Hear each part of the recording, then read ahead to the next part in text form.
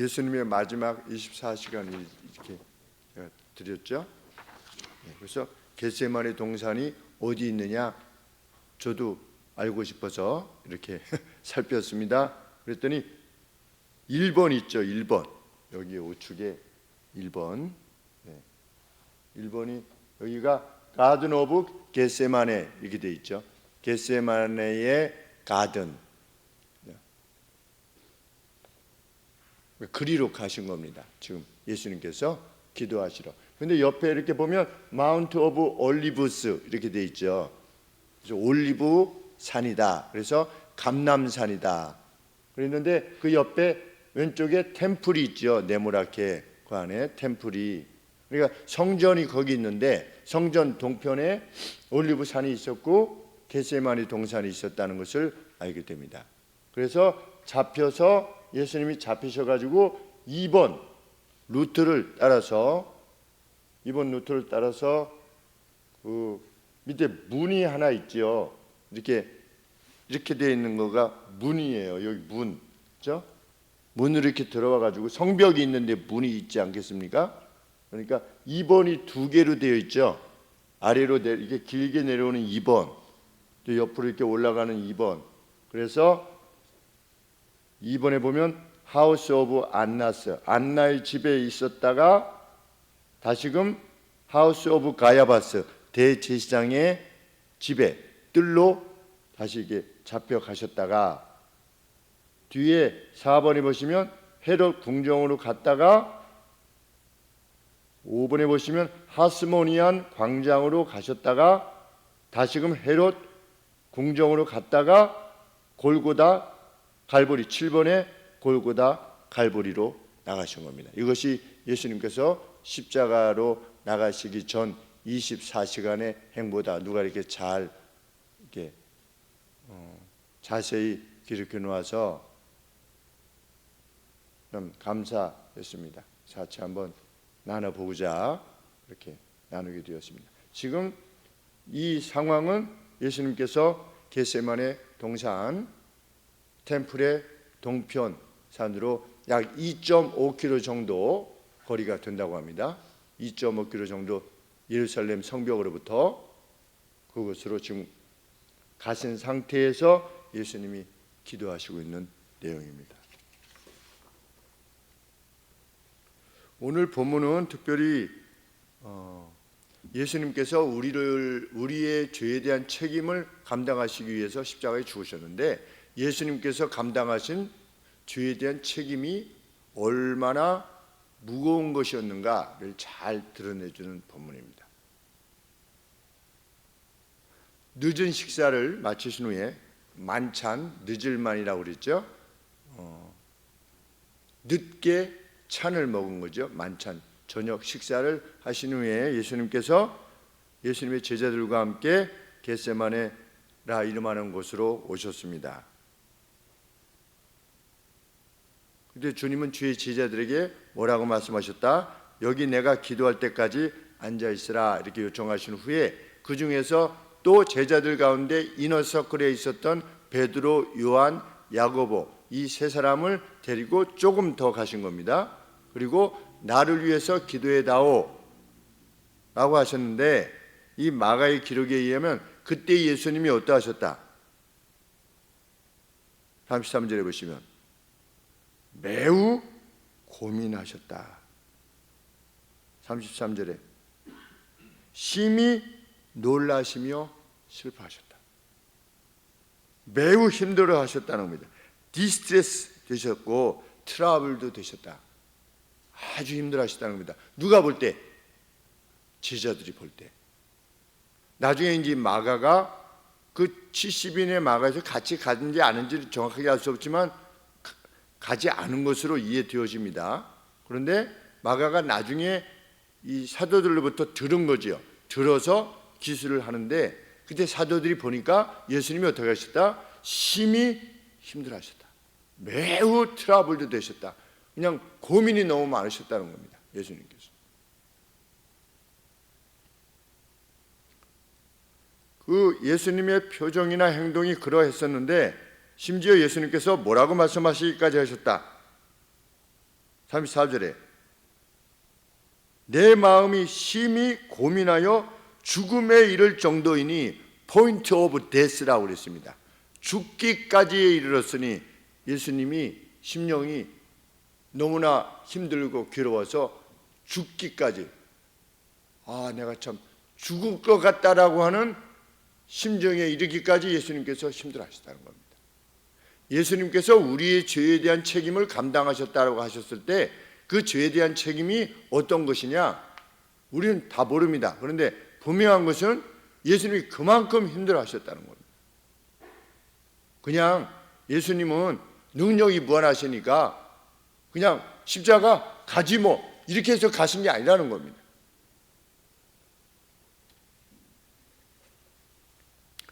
제자들에게 뭐라고 말씀하셨다? 여기 남아있으라, 그리고 깨어있으라. 우리 풍랑에 막 배가 뒤집어지려고 했을 때 제자들이 막 두려워하니까 예수님이 막 깨우니까 예수님 뭐라고 말씀하셨습니까? 너는 이렇게 믿음이 없냐? 그러셨어요. 우리 이제 다 죽게 되었나이다. 그런데 어떻게 지금 주무시고 계십니까? 예수님이 딱 계셔가지고 의연하게 너 이렇게 이게 믿음이 없냐? 그들이 바다 보고 뭐라고 하셨습니까? Be quiet 이렇게 하셨어요. 조용히 해. 이랬더니 바다가 잠잠해지셨어요. 그런 예수님의 그 어떤 담대하고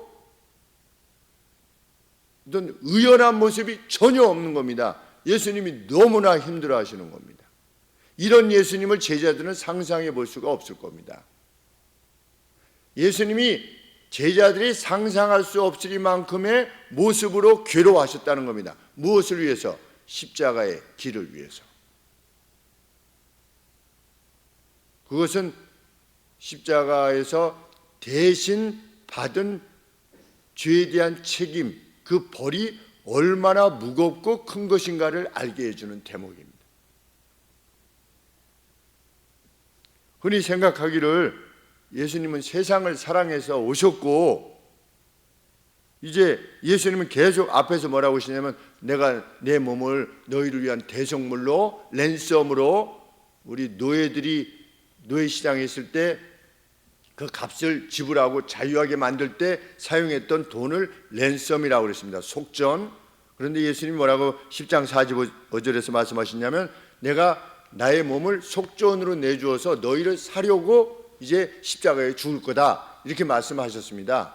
그것은 뭐 아담 때부터 이어진 하나님의 계획이셨고 예수님들도 동의하셨어요. 그래서 이 시기가 이제 왔어요. 그러면 기꺼이 죽음을 나는 그 길을 위해서 왔기 때문에 나는 간다 이러고 기꺼이 가실 것 같았는데 예수님은 너무나 힘들어 하셨다는 겁니다. 예수님이 담당하신 죄에 대한 벌은, 그 찔림은, 상함은 우리 죄를 위하여, 우리의 사악함을 위하여 대신 죽으신 것은 결코 가벼운 것이 아니었다는 겁니다.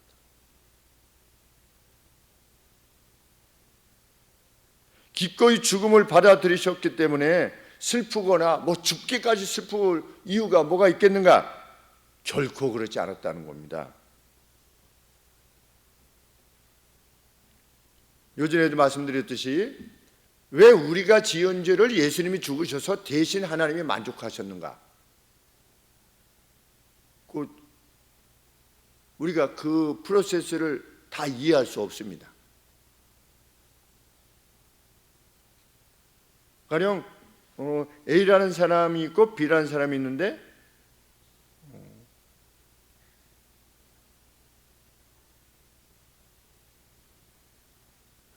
B라는 사람이 맞아야 되는 것을 A라는 사람이 대신 맞겠다. 그럼 우리가 A라고 하는 사람을 대신 때려가지고서 B라고 하는 사람이 지은 죄를, 그 잘못을 용서해 줄 수 있습니까? 내 자녀를 누가 때렸어요. A라는 아이가 내 자녀를 때렸어요. 상하게 했어요. 근데 B라고 하는 그 누가 내가 이 사람 대신 맞을 테니까 나를 때리세요. 그러면 이 사람을 때리면 내가 속이 시원해집니까? 아니잖아요. 이 사람을 때려야지 시원하죠. 그런데 하나님께서 우리가 죄를 지었는데 예수님이 대신 고통을 당하신 거예요. 그런데 왜 예수님이 대신 받으셨는데 하나님은 우리를 향해서 그 징벌을 내리셔야지 하나님의 마음이 만족되시지 않겠습니까? 그런데 왜 예수님이 대신 받으셔서 그것이 만족되게끔 하시는가? 우리는 그 프로세스를 몰라요. 하나님이 그렇게 말씀하시니까 그것을 받아들일 뿐이에요. 그 논리가 성립되지 않아요. 일반 사람들한테 물어봐도 그것은 성립되지 않을 겁니다. 그런데 하나님이 그렇다고 하시니까 우리는 그것을 받아들이는 거죠.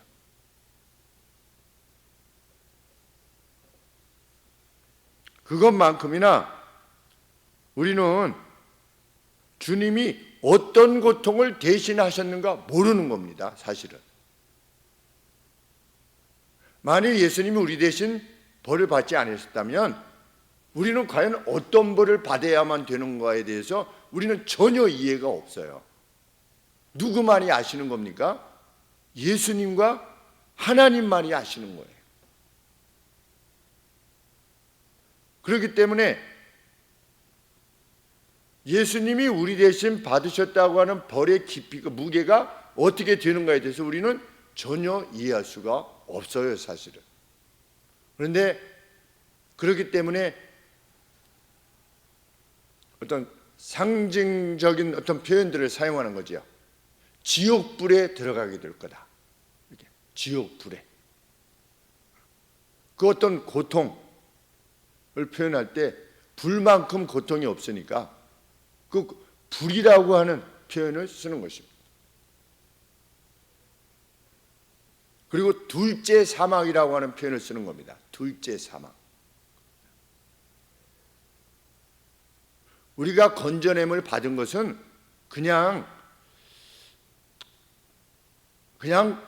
뭐 지옥은 뭐 모르겠고 여간에 좋은 세상으로 그냥 가는 거다. 이것이 아니라는 겁니다.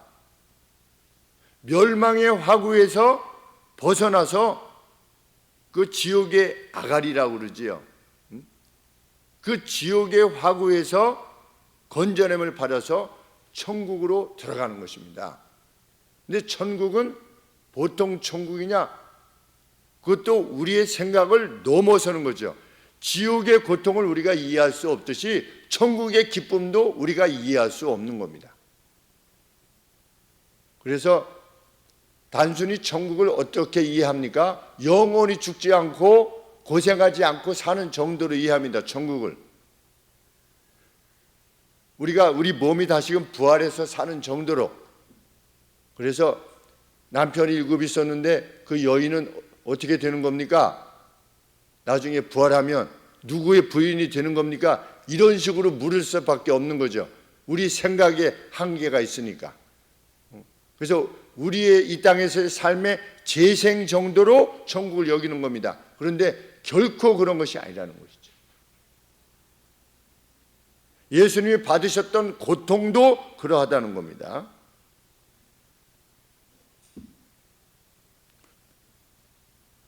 주님은 사죄의 능력이 무한하시지요.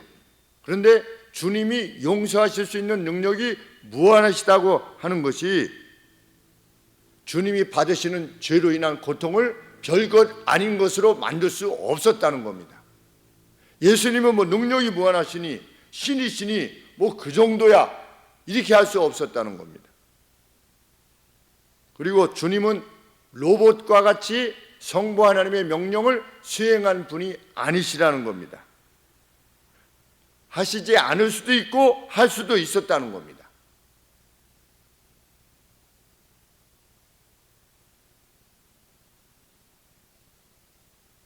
그만큼 고통스러운 것이기 때문에 주님은 겟세마네 동산에, 산이라고 하는 겟세마네 동산에 가셔서 홀로 하나님과의 대면을 통해서 이 십자가를 다시 한번 바라보기를 원하셨던 겁니다. 이 십자가, 하나님과 나 그리고 세상, 이 관점에서 십자가를 다시 한번 바라보시기를 원하셨던 것입니다. 가기가 너무나 어렵기 때문에. 예수님은 어떻게 기도하셨다? 35절에 땅에 엎드려, 당시의 사람들은 서서 기도했답니다. 그런데 예수님은 땅에 엎드려 성부 하나님께 간구한 겁니다. 뭐라고 간구하셨습니까? 이때가 자기에게서 지나가기를 원하여 구하여 가라사대 아빠 아버지여, 아버지, 참 친근한 아버지여, 이렇게 부릅니다. 친근한 아버지여. 우리가 아빠 했을 때 그 아빠 아람어라고 합니다. 아주 친밀하게 아버지를 부를 때 그렇게 아빠 아버지여. 지금은 간절히 간구하는 겁니다. 아빠 아버지여. 뭐 거룩하시며 뭐 이렇게 하시지 않고 아버지, 이렇게 너무나 고통스러우니까 아버지께서는 모든 것이 파습을 하시니 가능하시오니 이 잔을 내게서 옮기시옵소서. 그러나 나의 원대로 마옵시고 아버지의 뜻대로 하시옵소서. 만일 그것이 가능하다면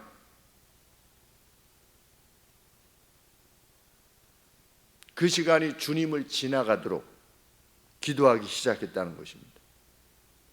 그만큼 고민하고 슬퍼하셨던 겁니다. 여기서 컵이라고 하는 것은 죽음을 의미한답니다. 유대의 묵시 문학에 있어서 컵이라고 하는 표현은 죽음을 의미하는 것이다.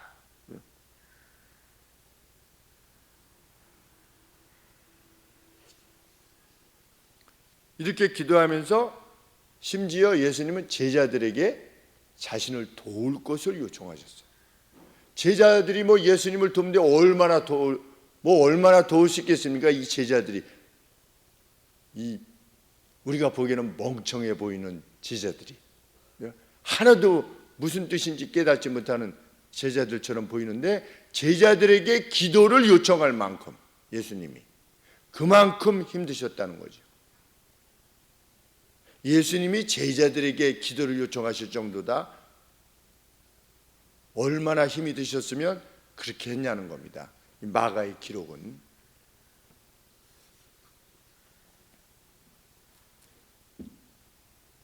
누군가 중세시대 때 이렇게 물었다고 합니다. 하나님은 하나님이 드실 수 없는 물건을 만드실 수 있는가 없는가?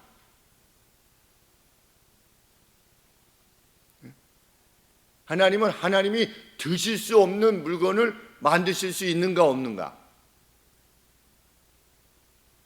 만드실 수 있습니까 없습니까?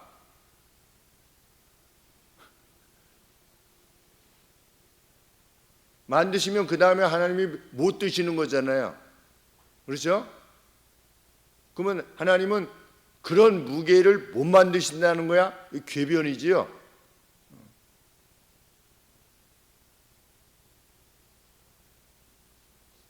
예수님이 말씀하셨습니다. 하나님에게는 모든 것이 가능하십니다. 하나님은 전능하시고 전지하시고 지혜가 끝이 없으십니다. 그러면 인류의 죄에 대한 책임을 해결하는 데 있어서 하나님이 이 방법 외에는 다른 방법이 없다라고 하면 마치 무엇과 같은 겁니까? 하나님의 전지와 전능을 거부하는 것 같습니다.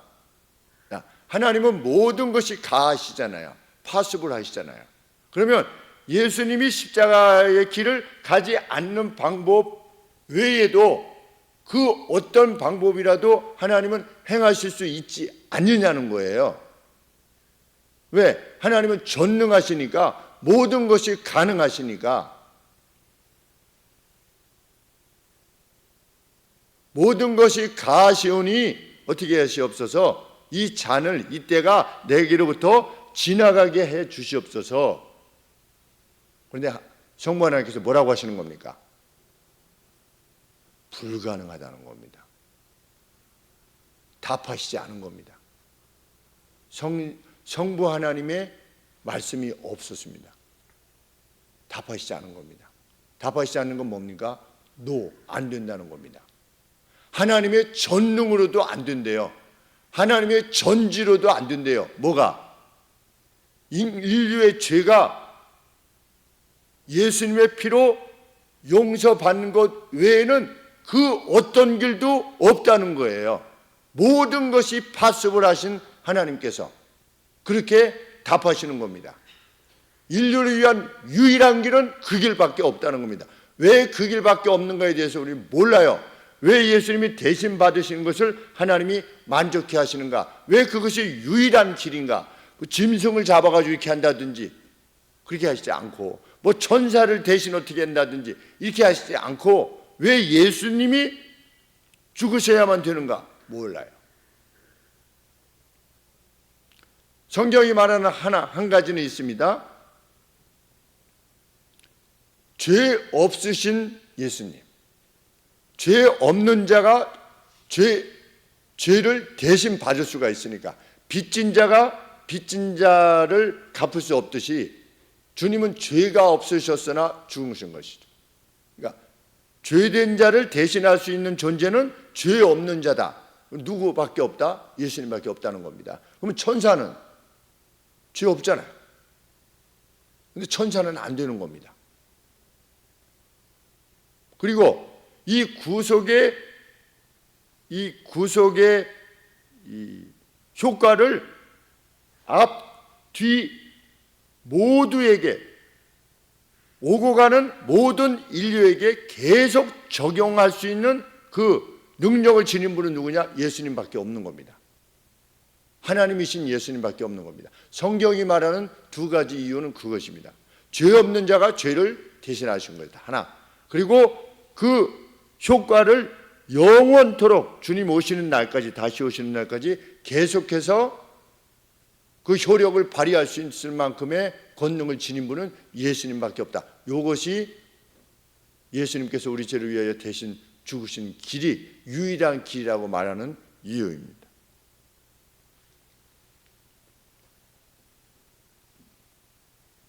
죄악은 반드시 만족되어야만 된다는 겁니다. 그 누구의 죽음으로. 그러면 예수 그리스도의 피공로를 대신 받지 않는 사람은 어떤 길을 갈 수밖에 없는 겁니까?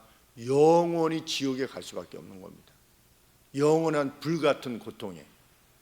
예수님을 현재 믿지 아니하는 그 누구의 영혼도 그리로 가고 있다는 것이 진리의 말씀이 외치는 내용입니다. 정말 시리어스한 거죠. 아주 심각한 것입니다. 그것 때문에 예수님이 오셔야 됐다는 겁니다.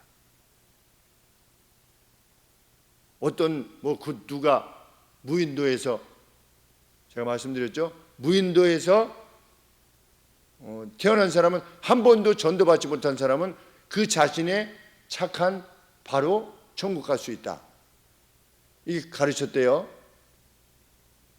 어떤 수녀님이 제 친구에게 그 얘기를 저한테 해줬어요. 왜 성경에 있냐고 그랬더니 성경에는 없지만 수녀님이 말씀하셔서 자기는 그걸 믿고 있대요.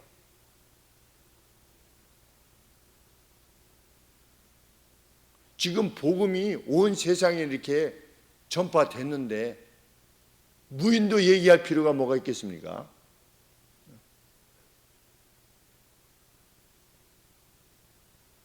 저를 믿는 자마다 구원을 얻게 하려 합니다. 하나님이 세상을 이처럼 사랑하사, so that, 이처럼 사랑하사, 어느 정도로, so that, 그래서 독생자를 주셨다. 저를 믿는 자마다 멸망치 않고 영생을 얻게 하기 위해서.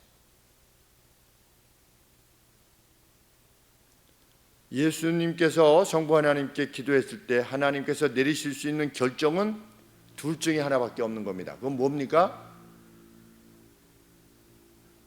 아들 예수님이 십자가의 길을 가는 것을 폐기하시는 겁니다. 그래서 아들 예수님이 죽지 않도록 하시는 겁니다. 그 결과 모든 인류가 자기의 죄를 지고 영원토록 지옥에 거하게 되는 것, 그 첫 번째 옵션. 두 번째 옵션은 무엇입니까? 자기 아들을 희생시켜서 대신 죄악을 감당케 하시는 겁니다. 하나님께는 두 가지 옵션밖에 없는 것입니다. 그런데 하나님께서 어느 것을 선택하신 겁니까? 아들의 죽음을 통해서 하나님이 세상을 이처럼 사랑하사 그 독생자를, 오신 독생자가 이토록 심히 슬퍼하고 고통하고 죽기까지 죽음에 이르는 것 같은 그러한 고통을 감내하도록 하심으로 우리들을 건져내셨다는 겁니다. 근데 그것이 정말 우리에게 뜨거움으로 매일 다가올 수 있게 되기를 하나님은 원하시는 것이지요. 우리 결혼할 때는 어떻습니까? 그냥 결혼 전에 막 연애할 때는 그냥 뭐 매일 만나서 얘기해도 뭐가 그렇게 할 얘기가 많은지 우리 윤희도 그냥 하하호호 하하호 그냥 웃는 소리가 아주 뭘 저렇게 그랬는데 저도 옛날에 그랬던 것 같아요. 가만히 이렇게 돌이켜보면 저희 아버지 말씀에 의하면 이 결혼 초에 결혼 초도 그렇고 뭐 우리 현이도 그렇지만 결혼 초도 그렇고 그랬는데 점점 10년 20년 지나면 어떻게 됩니까? 그냥 맹숭해져 가지고 근데 예수님을 믿는 것도 처음에 예수님을 믿지 않으셨던 분이 예수님을 믿게 되셨을 때 격정적으로 예수님을 이렇게 만나시다가도 한 10년 20년 지나면 그냥 맹숭해질 수 있게 되는 것인데 하나님은 결코 우리에게 맹숭하시지 않으셨다는 겁니다. 우리를 구해낼 때만 하나님은 열정적이십니까? 아닙니다. 지금도 하나님은 우리에게 뜨거우신 겁니다. 그런데 우리가 반응을 안 하는 겁니다. 마치 지금 예수님이 십자가에 죽으시게 돼서 그 고통 가운데 있는데 제자들은 어떻게 했습니까? 나를 위해서 기도해다오 이러는데 그냥 잔 거예요. 제자들이 무엇을 느낄 수 없었기 때문에 예수님의 고통이 어떤 것이라고 하는 것에 대해서 전혀 이해도 없었고 동참하고 싶지도 않았던 겁니다. 근데 오늘 예수님을 믿는 사람들이 예수님께서 우리를 위해서 그렇게 죽으셨다는 것에 대해서 지니는 감정이 얼마든지 그럴 수 있다는 겁니다. 예수님이 내 죄를 위해서 죽으셨어요. 교리적으로 받아들이지요.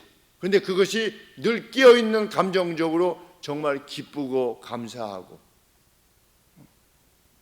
사도 바울처럼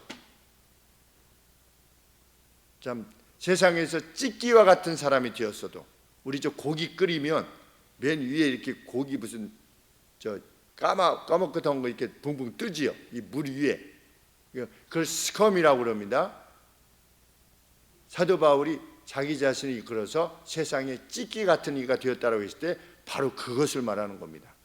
고기 끓였을 때 이렇게 건져내는 핏덩이 같은 게 가지고 이렇게 건져내는 거 있잖아요. 사람들이 전혀 가치 없는 것으로 여겼던 것이죠. 사도 바울을. 그런데 날마다의 기쁨 가운데 성령이 주시는 충만함 안에서 그렇게 간 겁니다. 그러면서 뭐라고 말하는 겁니까? 권하는 겁니까? 당신들도 정말 알면은 이렇게 나처럼 할 것이요. 우리 자녀들에게 복음을 전할 때 정말 예수님 안에서 이렇게 살면 하나님이 얼마나 선하시다는 것을 너에게 보여줄 것이다. 그런데 그냥 맹숭할 수 있죠. 왜? 아직 경험하기 전이니까. 그런데 그 누구라도 그 가운데서 참으로 지혜로운 어린아이가 있다면 저렇게 그냥 외치면서 이렇게 하는데 뭔가 있으니까 저렇게 외치실 것 같으니까 내가 한번 저분 말씀대로 한번 살아봐야 되겠다 라고 해가지고 행하면 그는 지혜로운 자로 그걸 느끼는 거지요. 날마다 얼굴에 기쁨과 감사가 넘치는 거지.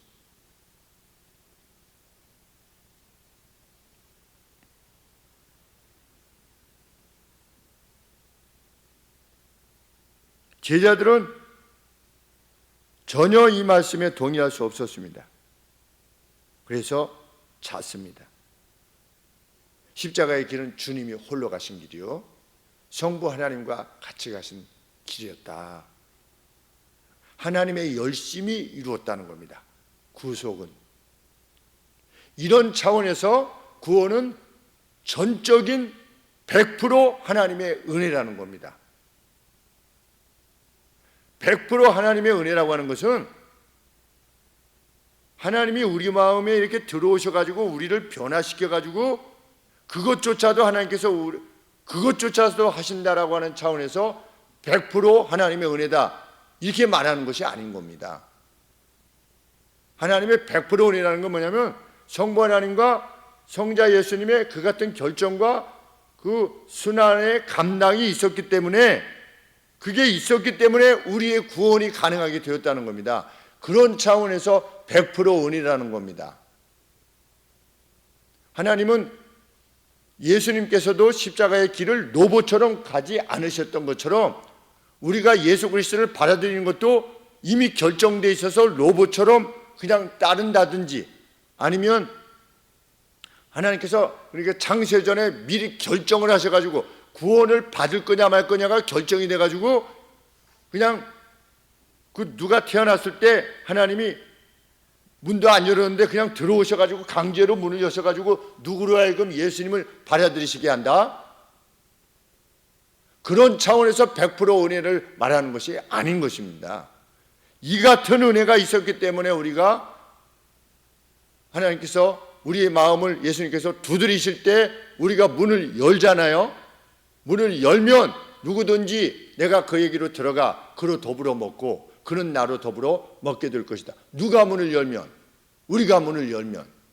예수 그리스도께서 우리의 죄를 감당하시기 위해서 그 같은 고통을 치르셨다는 것이 너무나 고맙고 감사한 마음은 누구 것입니까? 우리 것입니다.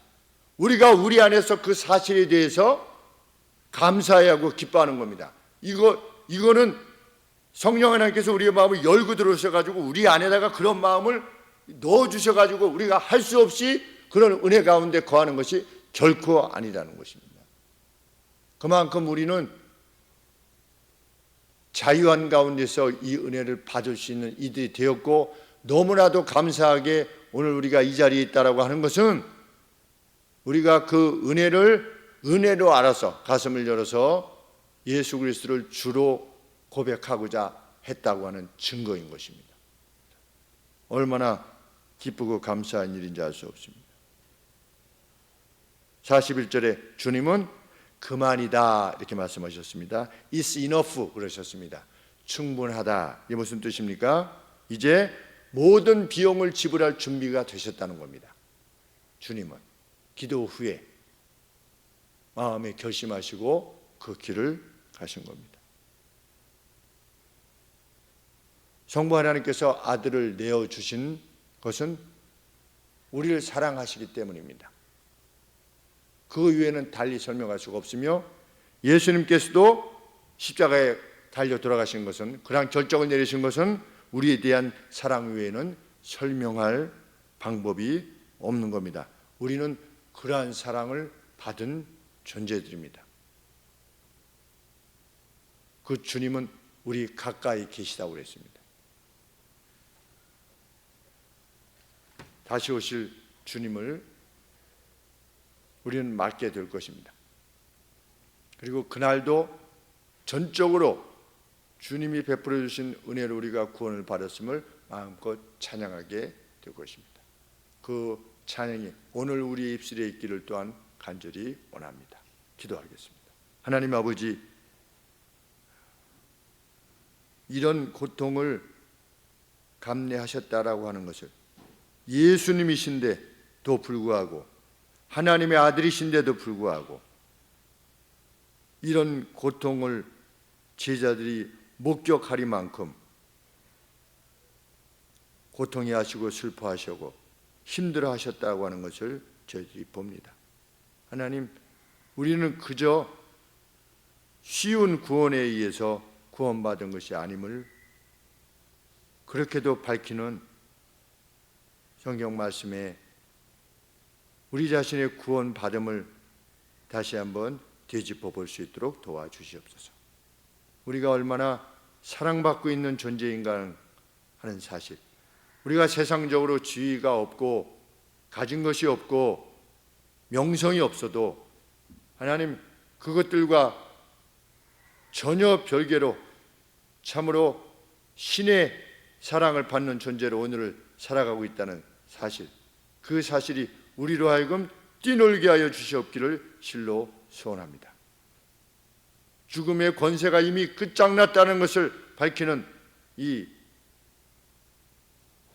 크신 말씀을 외치시는 주님의 자녀들이 되었다는 사실에 크게 기뻐하는 저희의 생애가 되게 하여 주시옵소서.